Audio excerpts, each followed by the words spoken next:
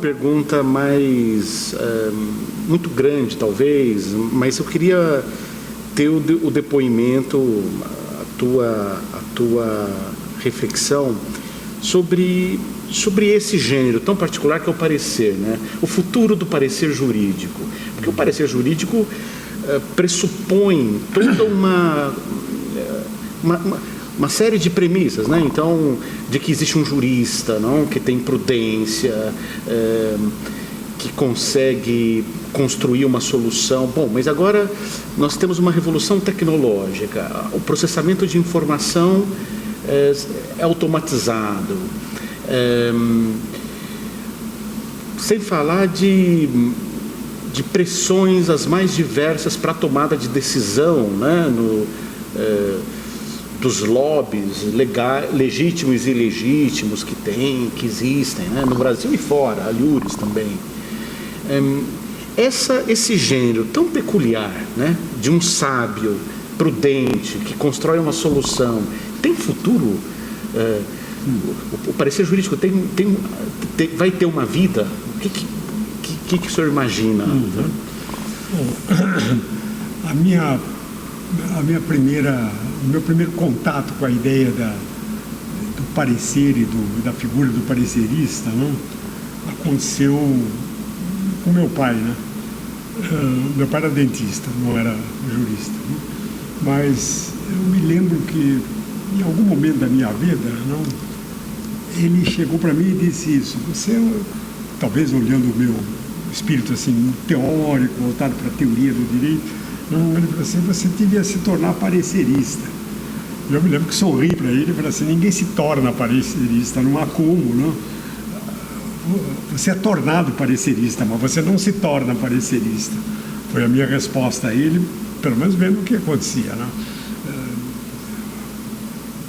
O que torna alguém parecerista obviamente é o que ele publica, não? O modo como ele se apresenta no círculo da sociedade jurídica e o modo como isso repercute. Foi essa experiência que eu acabei tendo depois e que não depende inteiramente de você, né? No meu caso, até não, talvez assim, para mim mesmo surpreendente que eu tivesse conquistado isso. Na verdade, isso aconteceu em parte por conta de um desses acidentes na minha vida profissional. Foi quando eu me tornei Procurador-Geral da Fazenda Nacional. Quer dizer, primeiro, trabalhar no Ministério da Justiça. Aí ainda uma atividade mais ligada ao legislativo e ao executivo, a essas relações. Mas quando eu me tornei Procurador-Geral da Fazenda Nacional, aí era uma atividade de advogado ostensiva, não tinha como separar.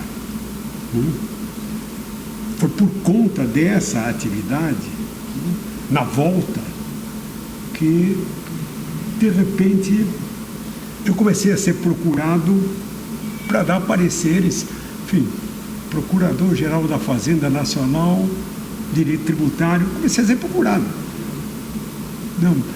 Não sei o que passa pela cabeça das pessoas, mas se alguém foi Procurador-Geral da Fazenda Nacional, deve entender Direito Tributário, algo assim. Não? E eu comecei a ser procurado.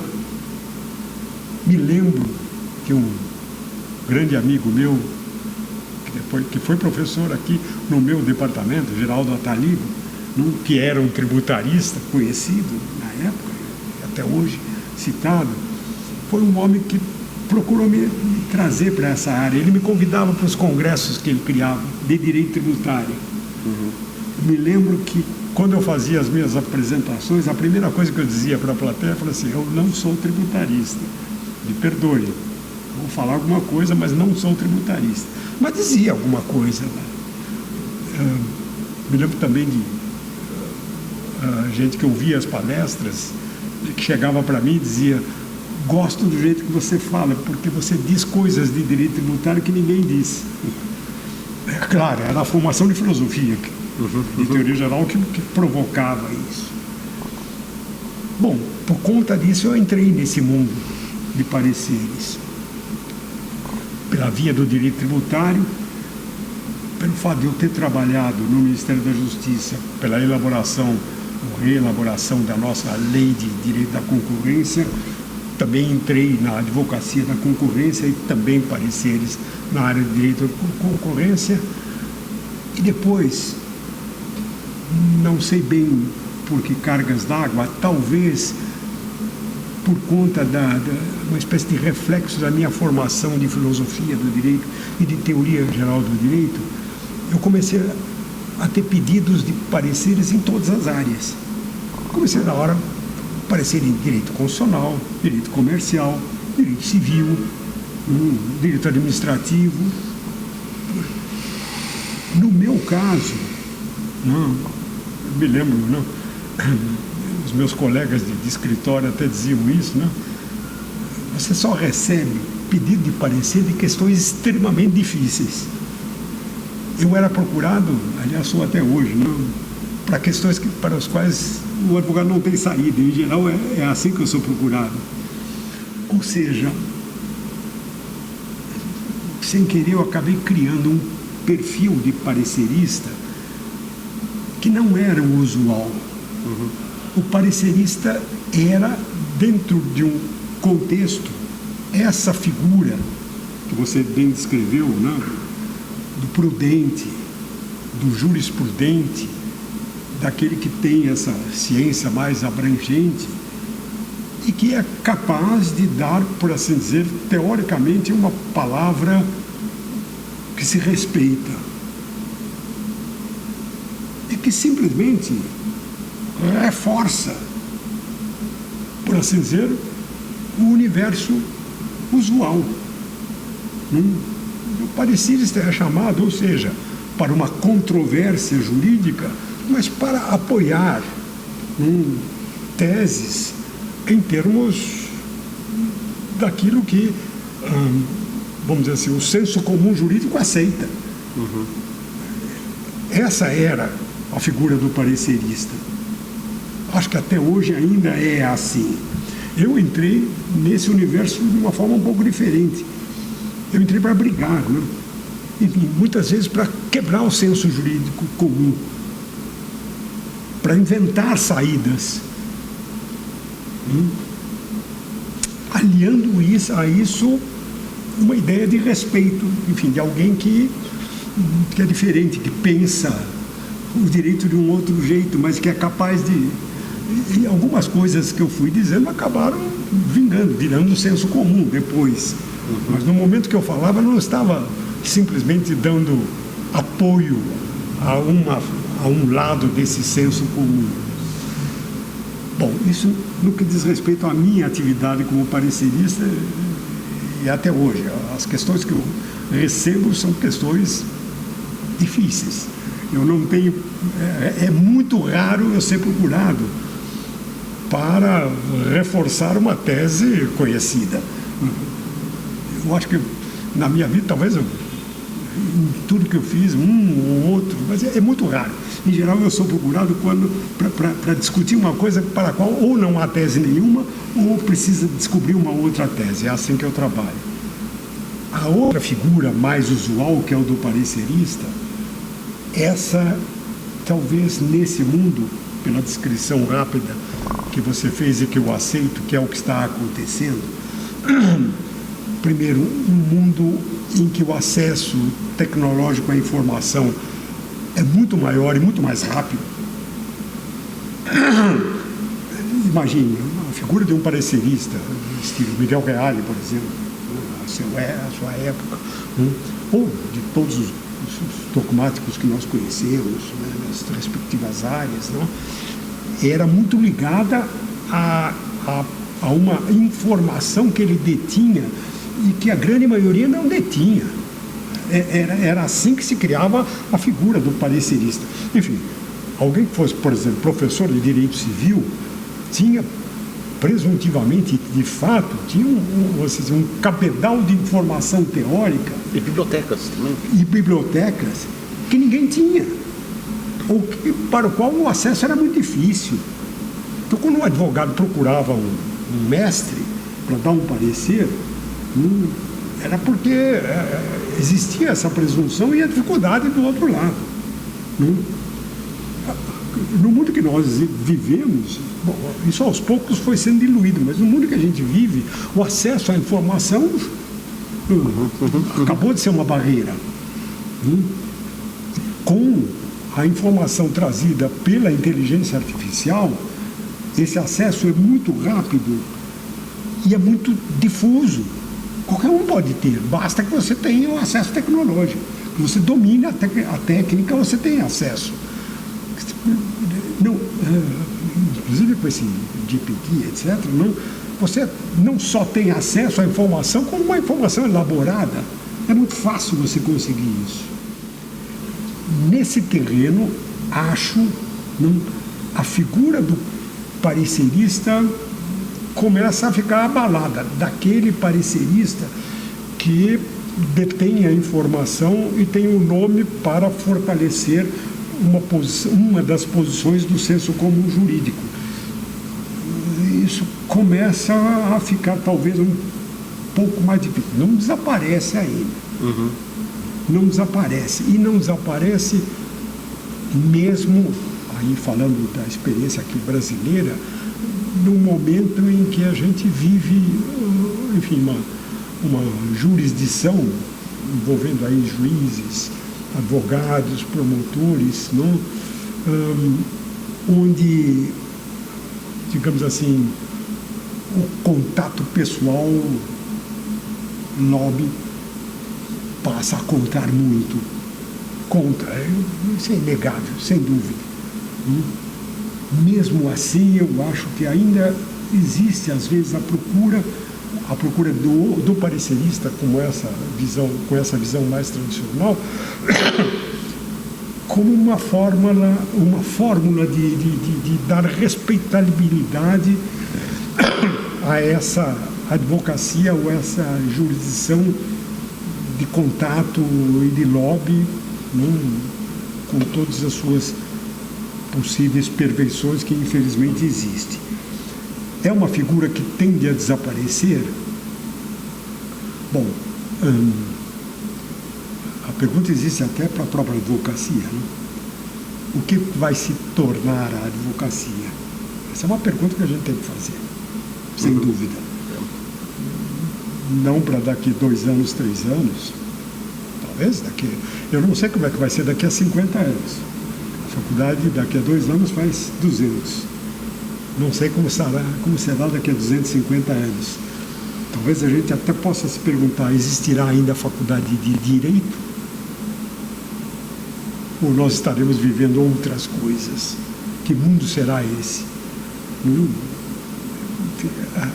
A presença da tecnologia hoje é tão forte que ela cria suspeitas e que provavelmente o mundo como nós conhecemos, de discussão, de conflitos, de pontos de vista diferentes, de modos de enfrentar agressões, prejuízos, isso vai mudar muito rapidamente. E talvez essa fórmula, lei, interpretação da lei, aplicação da lei, não é impensável que isso venha a ser ultrapassado. E daí, obviamente, uma figura de parecerista, até de advogado, até de juiz, talvez tenha um perfil muito diferente daquilo que a gente pensa hoje. Professor, a gente já está caminhando para a conclusão, né? Primeiro, uma observação: essa diferenciação que o senhor acaba de fazer entre o prudente, digamos, o parecerista que reforça o senso comum jurídico, e o jurista, o parecerista que constrói novas teses, de certo modo, é uma distinção que está no próprio livro de introdução, ao opor. Um dos personagens do livro aqui é o virtuoso, o jurista virtuoso, mas você tem o tecnólogo aqui, um saber jurídico como tecnologia. E eu acho que essa é uma das tensões que atravessam um livro.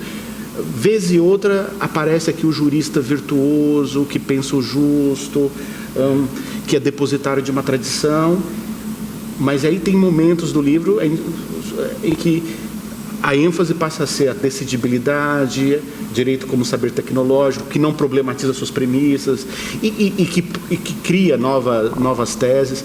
Eu acho que essa distinção, de certo modo, está aqui no livro, não? Bom, mas isso é algo para a gente pensar. Eu queria terminar, porque a conversa amena com o professor Tércio sempre vai para a reflexão, né? A gente não consegue ficar na amenidade ou apenas na memória. A todo momento o senhor está impulsionando, provocando para a gente pensar. O livro de introdução tem passagens oraculares, algumas passagens de densidade, de beleza. Eu poderia citar várias aqui. Vou escolher uma que gostaria de ouvi-lo, né? Um pouco sobre essa passagem. É uma passagem que termina o livro de introdução, é o último parágrafo. Então eu cito: o direito, em suma, privado de moralidade, perde sentido, embora não perca necessariamente império, validade, eficácia. Como, no entanto, é possível, às vezes, ao homem e à sociedade, cujo sentido de justiça se perdeu, ainda assim sobreviver com seu direito, esse é um enigma, o enigma da vida humana, que nos desafia permanentemente e que nos leva, muitos, a um angustiante ceticismo e até um despudorado cinismo.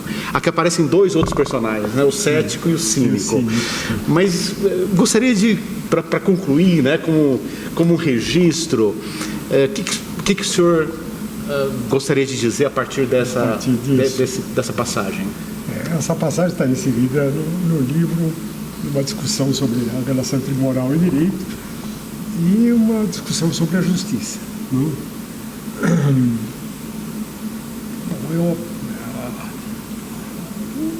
A ideia principal eu aprendi com o meu professor da Alemanha, Fiedek,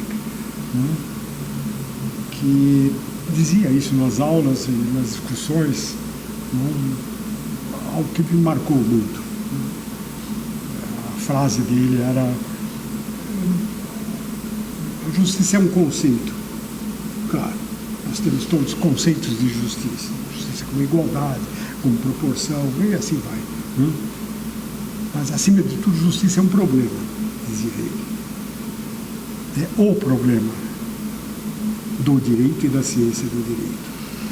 Assim ele se expressava. O tempo inteiro, tudo que nós fazemos sob o nome de direito ou atividade jurídica, lato sensu, é, no fundo, uma disputa sobre justiça. O tempo inteiro. O tema está aí. Não é à toa que esse bordão das petições, pelo menos tradicionalmente, sempre termina P. Justiça. Peço justiça. Pede-se justiça. É o que a gente pede o tempo inteiro. Ainda que seja muito difícil dizer o que seja. Ou que, mesmo dizendo o que seja, provoque tanta controvérsia. Justiça de um lado, mas justiça também do outro lado. Os dois pedem justiça. Não é irrelevante o fato de que nessa permanente discussão e busca, e nessa permanente frustração de você procurar a justiça e não encontrá-la, pelo menos no sentido de uma pacificação dos conflitos. Os conflitos não terminam em nome da justiça como o seu grande problema. Eles não param, razão pela qual até disse eu no livro de introdução que decisões jurídicas não acabam com os conflitos, apenas impedem que eles sejam continuados. É isso que é uma decisão jurídica. Pare de discutir. Mas parar de discutir não significa que você se satisfaça em termos de conflito. é como se a justiça estivesse sempre como um problema ali dentro a continuar. Diante disso, quem reflete sobre o assunto, muitas vezes é levado, isso é recorrente na história da filosofia do direito e do direito, muitas vezes na forma de posições frustradas ou frustrantes. Não? Justiça é relativa. O que é justiça é uma coisa muito relativa. E no limite, justiça não existe. O que existe são disputas, interesses, sobrevivência de interesses. Isso não é nem novo. Desde a antiguidade, é a gente que vai até definir a própria justiça a partir disso. Justiça é aquilo que interessa ao mais forte. Isso é uma frase comum que vem lá de Sócrates, da época socrática. Justiça é o que interessa ao mais forte. Ou seja, o que nós percebemos é que essa frustração é até ostensivamente assumida. Pois bem, diante desse quadro, que é como eu termino o livro de introdução, o que dizer? A frustração é uma consequência possível, mas ela nunca afasta, talvez assim, uma expectativa esperançosa de que alguma coisa seja alcançada. Vamos dizer assim, essa busca da justiça gira em torno dessas duas posições extremas. A justiça não existe, o que vale é o que se conseguiu na decisão e o que foi confirmado pelo tribunal e o que transitou em julgado, e olhe lá, porque hoje em dia existe até a possibilidade de você rever uma coisa julgada. E de outro lado, justiça é alguma coisa que nós vamos realizar ainda. E você luta por isso. Você não se acomoda. Não, justiça, olha a desigualdade social no Brasil. Mas isso não impede que alguém, principalmente essa experiência do professor, quando você olha a juventude nunca é cínica. A justiça não existe. E nem cética, esqueça isso.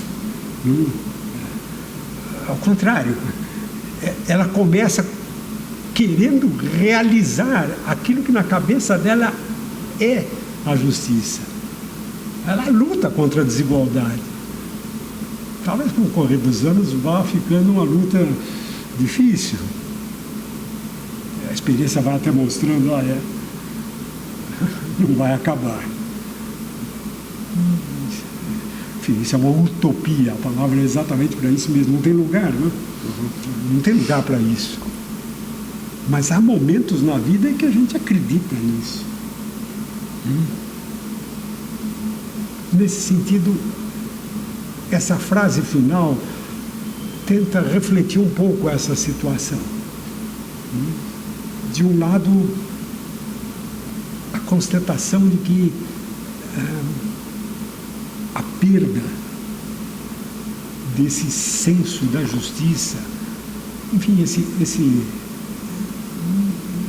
desconforto cético, isso não existe, e até cínico, é assim mesmo, o que eu vou fazer?